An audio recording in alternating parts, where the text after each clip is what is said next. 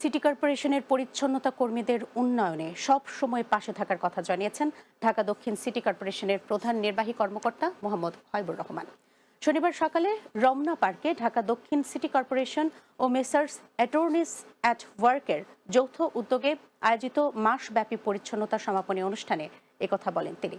এ সময় সাধারণ মানুষকেও শহর পরিচ্ছন্ন রাখতে সহযোগিতার কথা বলেন।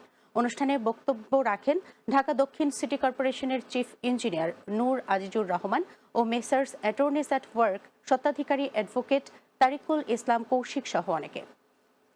প্রতিদিন যেন তারা তাদের কাজটা সুন্দর মতো করে এবং আমরা নাগরিকদেরকেও বার্তা দিতে চাচ্ছি যে আপনারা নিজ উদ্যোগে ঢাকাটাকে পরিষ্কার রাখেন, নিজের আঙ্গিনাটা পরিষ্কার রাখেন।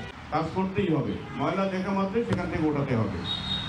আপনারা সুস্থ থাকলে, সুন্দর থাকলে, ভালো থাকলে আমরা ভালো থাকবো। আপনারা ভালো না থাকলে আমরা ভালো থাকবো না।